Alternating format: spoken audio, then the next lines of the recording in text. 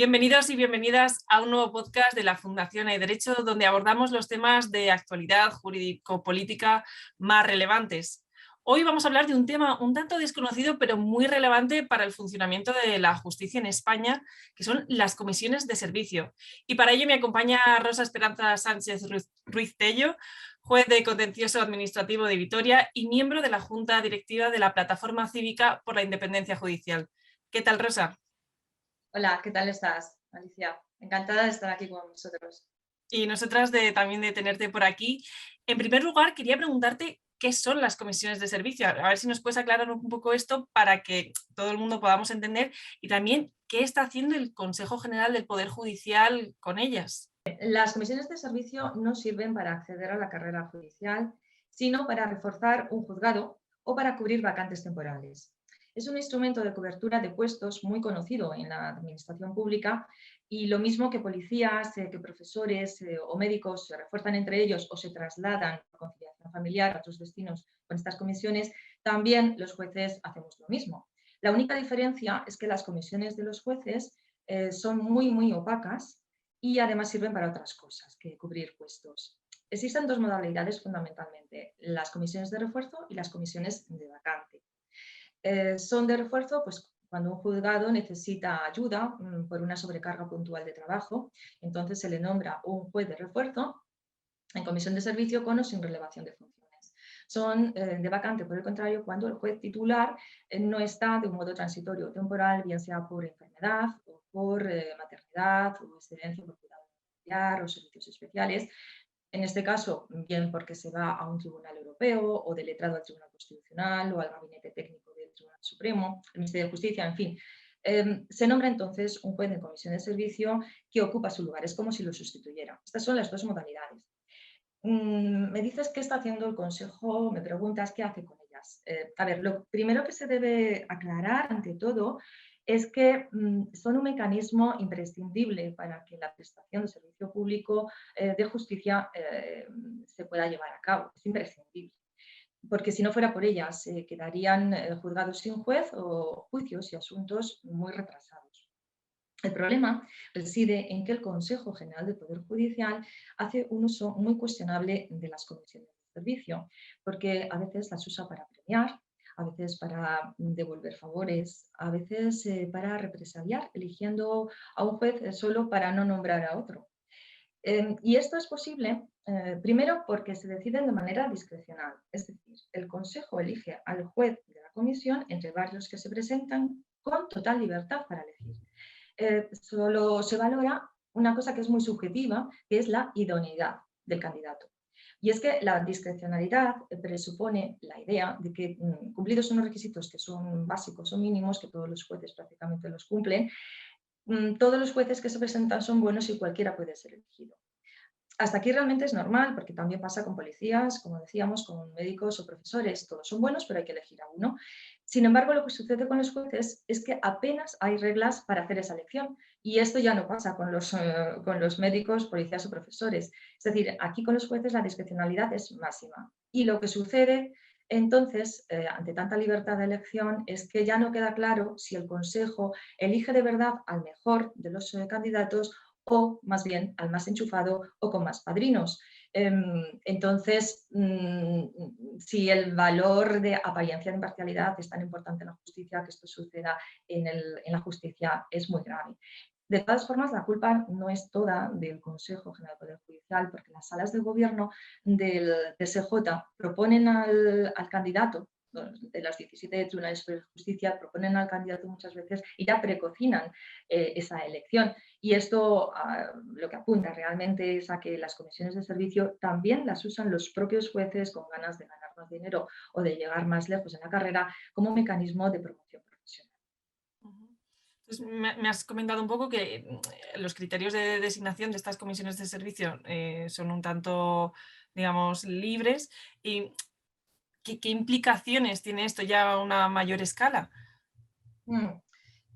A ver, los criterios existen, o sea, están escritos negro sobre blanco y están recogidos en el artículo 350 de la Ley Orgánica del Poder Judicial, en el 216 bis 3 de la Ley Orgánica del Poder Judicial y también en una instrucción, la 1/2019 del Consejo.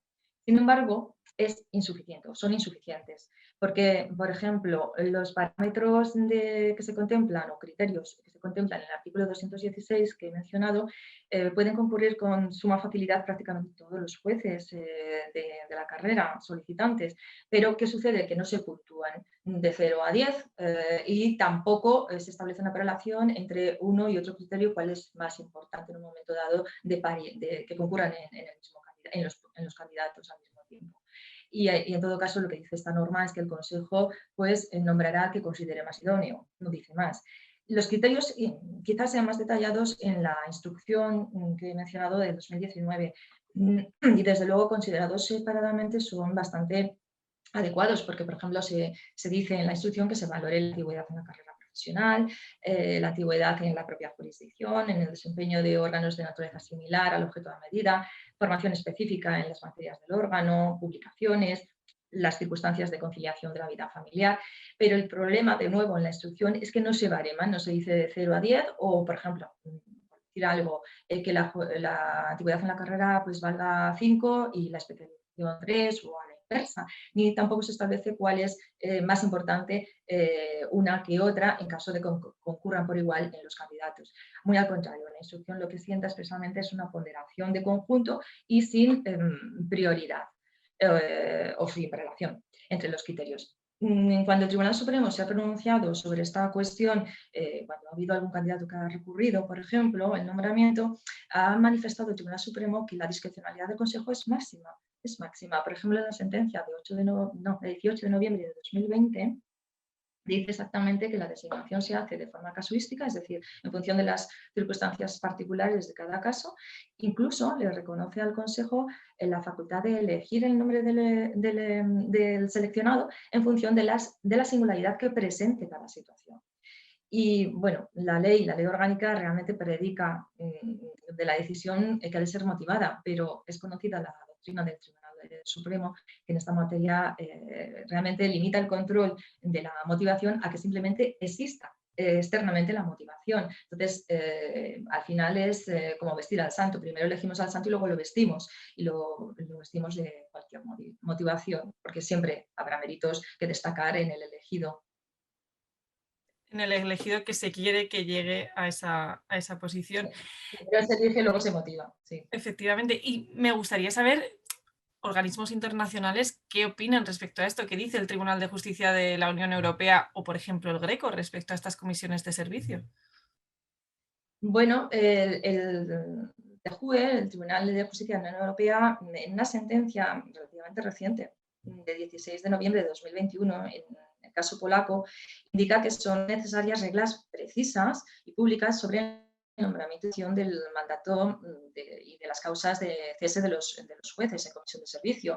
Además, estas reglas también tienen que asignarse de una manera pública, o sea, debe ser, mejor dicho, los criterios deben ser publicados previamente y la designación y el cese debe ser motivada y controlable judicialmente. Y precisamente esta sentencia lo que viene a destacar es que estas reglas buscan excluir toda duda legítima en el ánimo del justiciable en lo que se refiere a la impermeabilidad de ese órgano frente a elementos externos y excluir de dudas legítimas respecto de la neutralidad del juez ante los intereses del litigio. O sea, son pautas y reglas muy importantes. Y sucede que la regulación y práctica españolas aparentemente cumplen estas premisas, pero no es así, porque, como he dicho antes, faltan parámetros medibles, no hay una puntuación concreta, falta una verdadera ponderación de la capacidad de todos los aspirantes, porque se pondera al elegido finalmente, se elogia y se destacan sus méritos, pero no se hace una comparación respecto de los candidatos preteridos, de los finalmente no elegidos, y se dice por qué es mejor el elegido que los otros que no se eligen.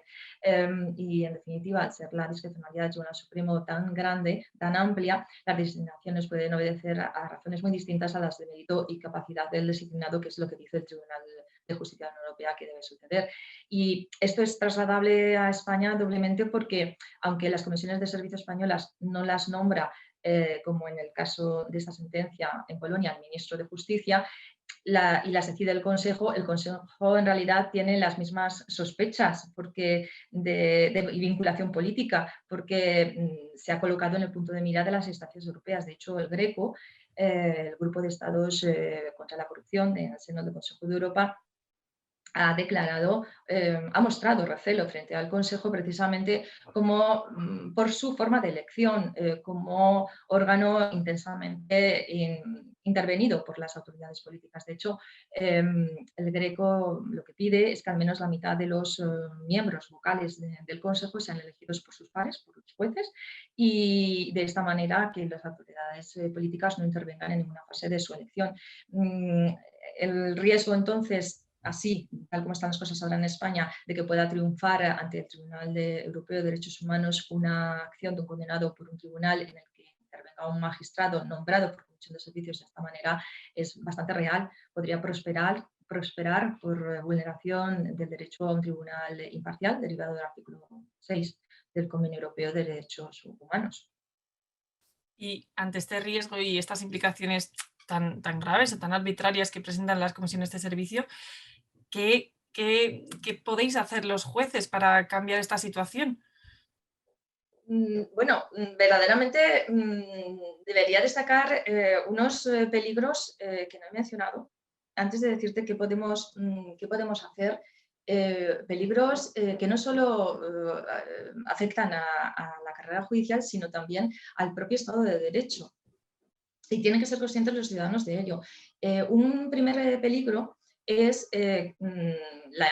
la posibilidad de hacer nombramientos de jueces ad hoc, lo que afecta al derecho constitucional al juez ordinario predeterminado por la ley. Y esto es muy peligroso, particularmente en la Audiencia Nacional, debo decirte, porque un órgano que en penal conoce de asuntos de corrupción política, como Gürtel o todas las piezas de Villarejo, o bueno, todas las que vayan a surgir y otros muchos asuntos sensibles, tienen que mantener una apariencia de imparcialidad. Es muy importante y esta no se logra con un consejo que nombra al juez en comisión de servicios cuando el consejo está nombrado al 100% por los políticos.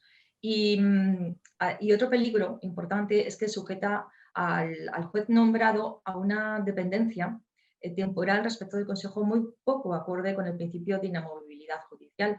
En particular, dado que las comisiones de servicios se suelen conceder por 6 meses, luego se prorrogan en su caso por un año o se deben confirmar después, la dependencia del nombrado con respecto al Consejo es evidente y esto puede dar origen a decisiones acomodaticias igual. Y ya por último, desde el punto de vista de los derechos del juez, favorece que determinadas personas efectivamente relacionadas pues tengan una carrera meteórica ajena a la valoración objetiva de los méritos, con la consiguiente desmotivación y desmoralización de muchos jueces que estamos todos los días, día a día, sacando el trabajo en unos juzgados muy sobrecargados. Y como decía antes, pone en peligro la actuación de los tribunales en los que sirvan estas personas en comisión de servicios. Y ante todo esto, ¿qué podemos hacer los jueces? Pues realmente poco podemos hacer, porque el Tribunal Supremo no reconoce legitimación a las asociaciones judiciales para recurrir los nombramientos de los jueces que están en comisión de servicio. Y luego los jueces que se sienten postergados por el Consejo cuando no son elegidos, pues no se atreven a recurrir, bien sea porque no se quieren retratar ante un Consejo que tiene amplios poderes sobre la carrera profesional, o bien porque les disuade la más que probable condena en costas que el Tribunal Supremo ya ha fijado en alguna ocasión cuando se han atrevido a recurrir, que es de 3.000 euros. Entonces, ¿quién se gasta 3.000 euros que no tiene? ¿Y total para qué? Si la discrecionalidad es máxima y está blindada para el Consejo. O sea, que es difícil y ardua la tarea que hay por delante y sobre todo costosa, entiendo. Sí, a ver, lo cierto es que desde el punto de vista de las condiciones de trabajo y de los directamente afectados, al final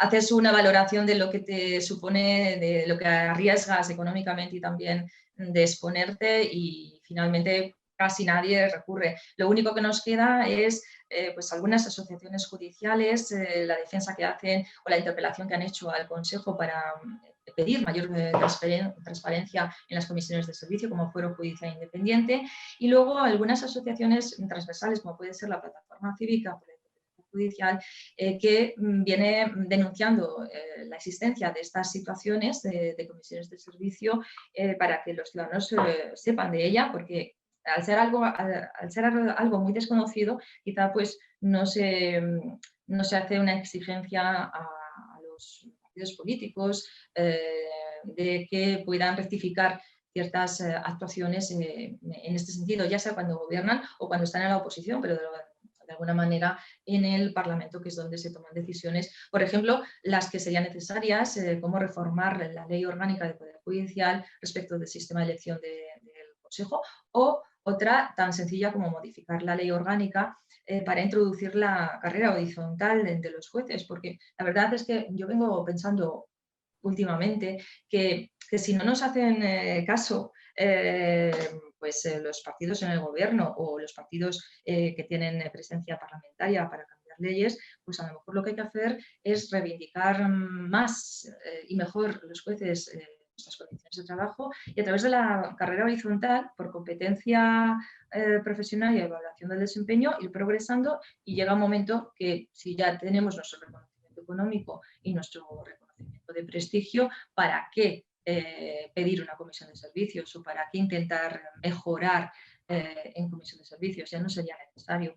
En definitiva, las maneras de salir de esta situación son muy diversas, dispares, pero tenemos que estar ahí luchando por lo menos para aflorarlas, para mejorar.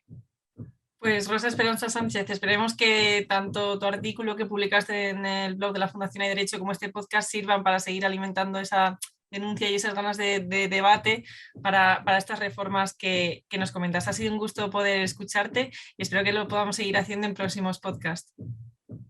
Pues muchísimas gracias. Agradezco la oportunidad de trasladar a quien nos escuche todas estas cuestiones un tanto internas de la carrera judicial, pero que en el fondo afectan tantísimo a los ciudadanos, porque los jueces somos los garantes de los derechos y libertades de los ciudadanos.